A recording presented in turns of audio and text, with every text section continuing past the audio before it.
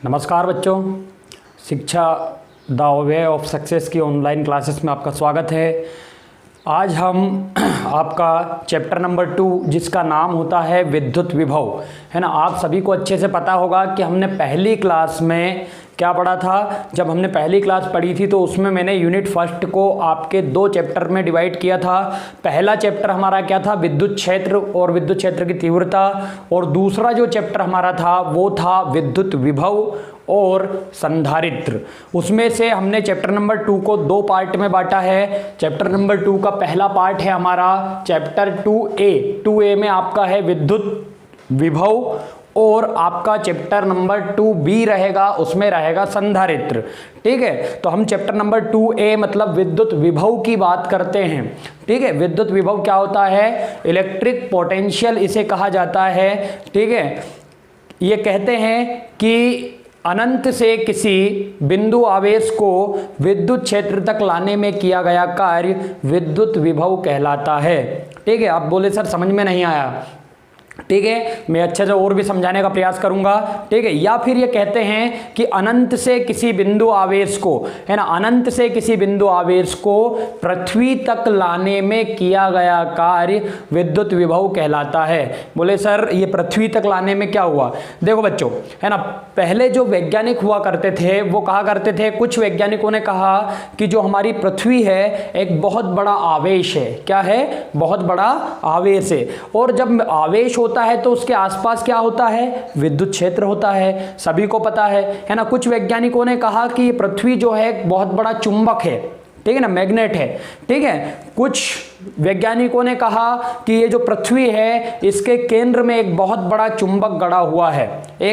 तो अगर चुंबक गड़ा हुआ होगा तो इसके आसपास कौन सा क्षेत्र होगा, चुंबकीय क्षेत्र होगा।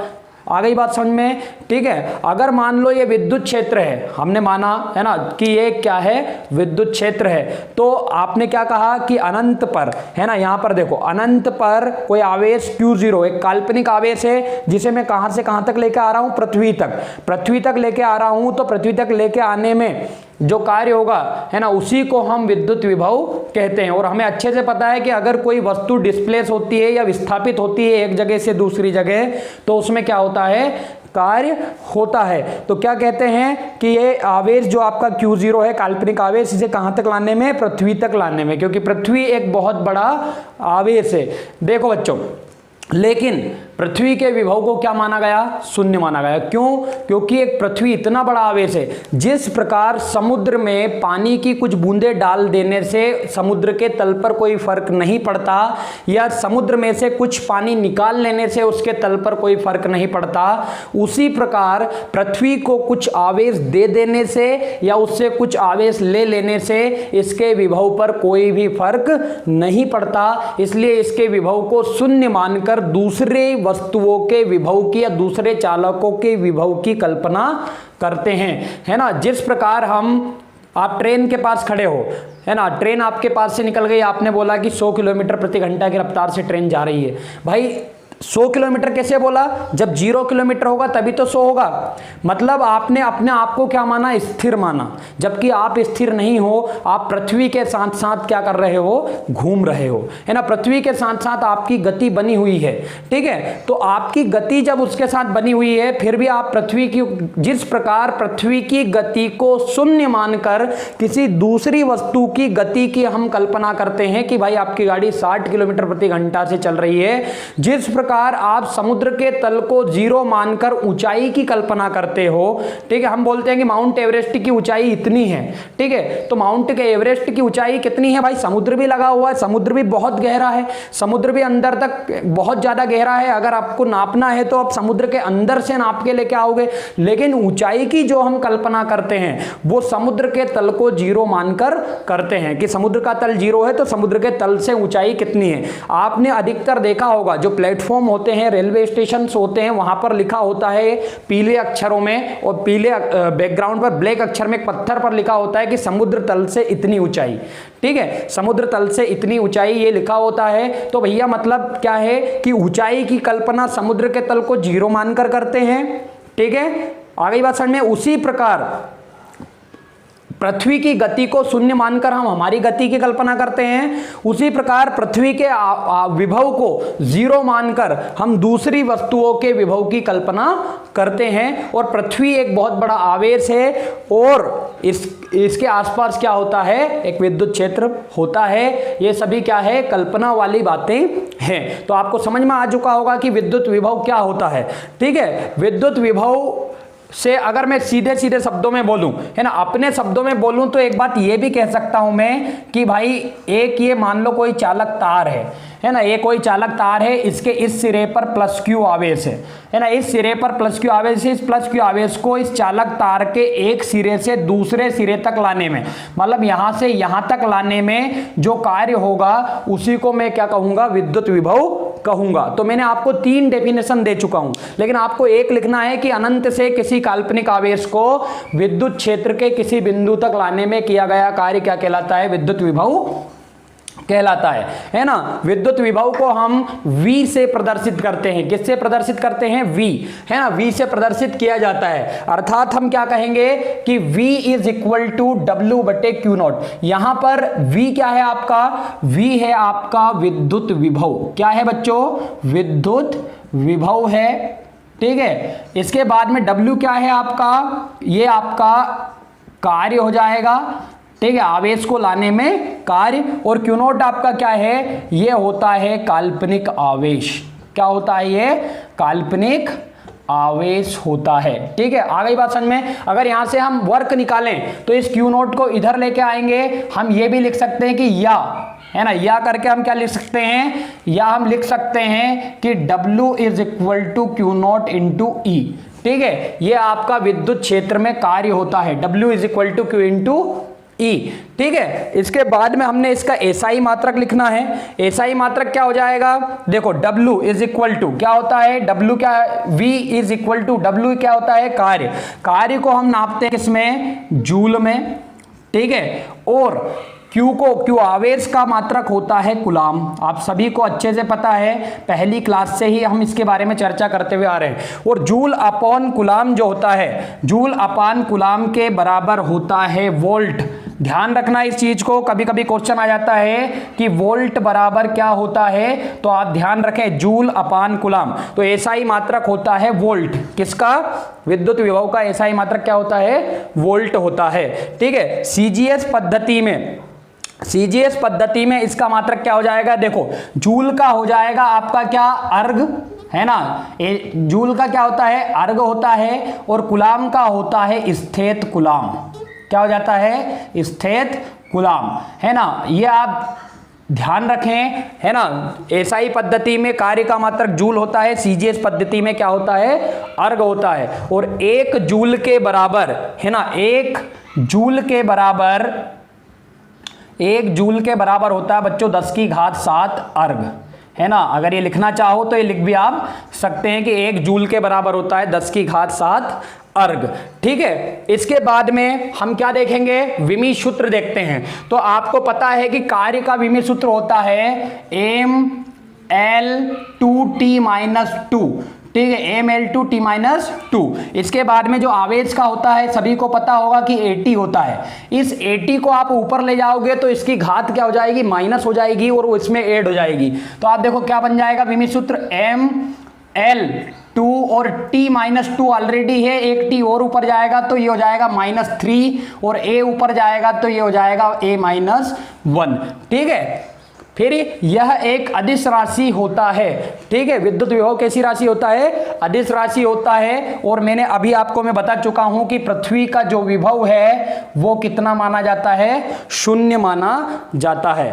ठीक है, इसके बाद में अब देखो क्वेश्चन कैसा आता है एग्जाम में कि विद्युत विभव को परिभाषित कीजिए, इसका एसआई मात्रक, सीजीएस मात्रक, विमी सूत्र लिखिए तथा 1 वोल्ट विभव को भी परिभाषित कीजिए। ठीक है, वीडियो को स्टॉप करना और क्वेश्चन जैसा मैंने बोला है ऐसा आप कॉपी पे नोट डाउन भी कर लेना। ठीक है, इसके बाद में हम आते हैं किस पर, 1 वोल्ट विभव पर। अगर हम, है ना, अगर हम क्या कहूं मैं, अगर हम अनंत से 1 कूलाम आवेश को विद्युत क्षेत्र तक लाते हैं, है ना। 1 कूलाम आवेश को विद्युत क्षेत्र लाने में अगर हमें 1 जूल कार्य करना पड़े तो उसे हम 1 वोल्ट विभव कहेंगे। ठीक है, देखो क्या है, अनंत से 1 कूलाम आवेश को विद्युत क्षेत्र तक लाने में 1 जूल कार्य किया जाता है तो इसे 1 वोल्ट विभव कहते हैं। 1 वोल्ट बराबर 1 जूल बटे 1 कूलाम। क्लियर? ठीक है, तो ये आपका विद्युत विभव था। किस प्रकार से क्वेश्चन बनता है ये हमने समझा कि कौन कौन से कारक विद्युत विभव को प्रभावित करते हैं। ठीक है, सबसे पहला हमारा कारक है चालक पर आवेश। देखो बच्चों, अगर हम किसी चालक के आकार में बिना परिवर्तन किए उसे जितना अधिक आवेश देंगे उसका विभव उतना ही बढ़ता जाएगा। ठीक है, क्लियर? अगर मान लो ये एक चालक है, क्या है, एक चालक तार है, अगर मैं इसको आवेशित करता हूं, इसे जितना अधिक आवेश में दूंगा इसका विभव बढ़ता जाएगा बिना इसके आकार में परिवर्तन किए। समझ में आ गई बात? यहां पर क्या स्थिर रखा है हमने, आकार को स्थिर रखा है। ठीक है, आ गई बात समझ में? अगला जो हमारा कारक है वो है चालक का आकार। ठीक है, किसी चालक पर आवेश को स्थिर रखते हुए उसके पृष्ठ का आकार कम करने पर उसका विभव बढ़ता है और उसका आकार बढ़ाने पर उसका विभव घटता है। देखिए कैसे, ये आपका एक चालक है, ठीक है, ये आपका चालक था, इस चालक पर आपका पहले से ही क्या आवेश है, ठीक है, आवेश फैला हुआ है। अब मैंने क्या किया, इस चालक को मैंने बढ़ा दिया, इसका आकार मैंने क्या कर दिया, बढ़ा दिया। यहां पर ध्यान देना, इसके आकार को मैंने बढ़ा दिया लेकिन आवेश उतना ही रहा, तो ये आवेश इस पर दूर दूर फैल जाएगा ऐसे। जब आवेश कम हो जाएगा, आकार बढ़ जाएगा तो इसका विभव घट जाएगा, है ना। इसका विभव ज्यादा होगा, इसका विभव कम हो जाएगा।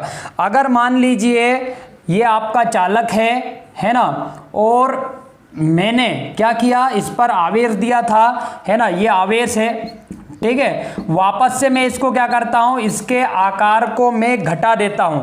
आकार को घटा देता हूं तो क्या करूंगा, मान लो मैंने इसको छोटा कर दिया, ठीक है, आकार को कम करने पर इसका विभव क्या हो जाएगा, बढ़ जाएगा। ठीक है, इस तरीके से किस पर निर्भर होता है, आकार पर। यदि मैं आवेश को स्थिर रखूं और आकार को बढ़ाऊं तो विभव घट जाएगा।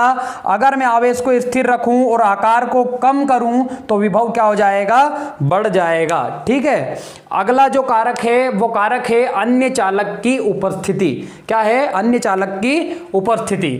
कैसे, किसी आवेशित चालक के समीप यदि अनावेशित चालक को लाया जाता है तो उसका विभव घट जाता है। कैसे कि मान लीजिए ये कोई चालक है ना, ये कोई चालक है आपका और इस पर आवेश फैला हुआ है ना, प्लस आवेश इस पर फैला हुआ है। ठीक है, ये आवेश इस चालक पर फैला हुआ है। अगर इसके पास में, ये कैसा चालक हो गया, आवेशित। अगर इसके पास में हम कोई अनावेशित चालक लेके आते हैं, है ना, ये आवेशित चालक है, इसके पास में मैंने अनावेशित चालक लेकर आया तो क्या होगा इसमें, है ना, इसमें इसका जो आवेश है वो उस पर जाने लगेगा। ठीक है, प्रेरण के कारण इसका आवेश किस पे जाएगा, उस पे जाएगा, तो ये आवेश यहां से ट्रांसफर इस पर होने लगेगा और यहां का आवेश क्या होने लगेगा, कम होने लगेगा, जिससे इसका विभव घटने लगेगा, है ना। तो इसका विभव क्या होने लगेगा, घटने लगेगा। अगर आप आवेशित चालक के पास में अनावेशित चालक को लाते हो तो आवेशित चालक से प्रेरण के द्वारा अनावेशित चालक पर आवेश जाने लगता है, जिससे आवेशित चालक का विभव घट जाता है। ठीक है, तो यह आपका अन्य चालक की उपस्थिति पर प्रभाव पड़ता है। फिर क्या है, अगला जो आपका टॉपिक है वो है, चौथा जो पॉइंट है वो है चालक के चारों ओर के माध्यम पर। अगर कोई चालक है और उस चालक के चारों ओर अगर कुचालक माध्यम है, कुचालक माध्यम आप लोग सभी समझते हैं, कुचालक माध्यम क्या होता है, ट्रांसफार्मर में भरा हुआ ऑयल कुचालक माध्यम होता है। ठीक है, और आपके कैपेसिटर में भी कुचालक माध्यम भरा जाता है, सेलों में भी कुचालक माध्यम होता है ना। अगर आपके चालक के आसपास कोई कुचालक माध्यम है तो उसका विभव क्या होता है, हमेशा घटता है। तो हमने यहाँ पर क्या कौन सी बातें करी आज? विद्युत विभव को प्रभावित करने वाले कारकों के बारे में बात करी। ये चारों पॉइंट अगर आए तो आप लिखोगे चालक पर आवेश, है ना, चालक पर आवेश लिखोगे पहला पॉइंट। दूसरा पॉइंट क्या लिखोगे? चालक का आकार। तीसरा पॉइंट लिखोगे अन्य चालक की उपस्थिति। चौथा पॉइंट लिखोगे चालक के चारों ओर के माध्यम पर और कैसे होता है, ये मैं आपको समझा चुका हूं। ठीक है, अब इसके आगे जो कंटिन्यू हम करेंगे, है ना, अगली क्लास में मैं इसके बारे में और भी अच्छे से समझाऊंगा। तब तक के लिए जय हिंद, जय भारत।